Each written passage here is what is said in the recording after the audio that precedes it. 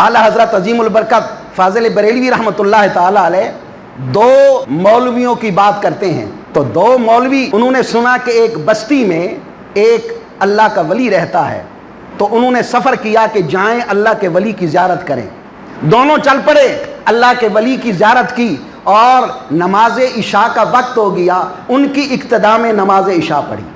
نماز عشاء میں چونکہ جہرن تلاوت کرنی پڑتی ہے نماز میں، تو انہوں نے جہرن تلاوت کی. معمر ہونے کی وجہ سے، بزرگ ہونے کی وجہ سے ان سے الفاظ صحیح ادا نہ ہوئے. ویسے تو قرآن پاک صحیح پڑھا، لیکن تلفظ اور تجوید کے قواعد اور ضوابط صحیح ادا نہ کر سکے.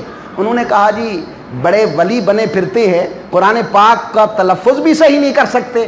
چنانچہ رات کو وہی رہے، لیکن ولی اللہ بھی اپنی اللہ کی دی ہوئی طاقت سے ان کے خیال پر متنبع ہو گئے، کیونکہ میرے آقا فرماتے ہیں اتقوا فراست المؤمن فإنہ ینظر بنور اللہ. اللہ کے ولی کے نور کی فراست سے ڈرو کہ وہ رب کے نور سے دیکھتا ہے، جانتا ہے. چنانچہ انہوں نے اپنی میزبانی کے تمام فرائض بجا لائے.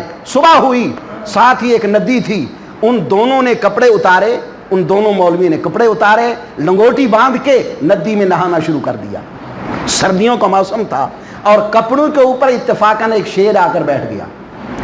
تو وہ جب سر نکالتے ہیں کہتے ہیں کہ اگر باہر جائیں تو شیر کا خطرہ ہے، جان لے لے گا، اور باہر نہ جائیں تو سردی سے چھٹرتے ہیں، اب کیا کریں. چنانچہ ولی اللہ بھی ان کے اس تمام ماجرا سے آگاہ ہوا اور وہاں سے اٹھے اور شیر کے پاس آئے. اللہ کے ولی نے شیر کے کان سے پکڑ کر ایک تھپڑ اور تماچا لگایا کہ میں نے تمہیں نہیں کہا ہوا کہ میرے مہمانوں کو تنگ نہ کیا کرو. تو وہ دم دبا کر بھاگ گیا. لیکن اللہ کے ولی نے کہا بھائی زبانوں کو صحیح کرنے کے ساتھ ساتھ پہلے دلوں کو صحیح کیا کرو، پہلے دلوں کو صحیح کرو.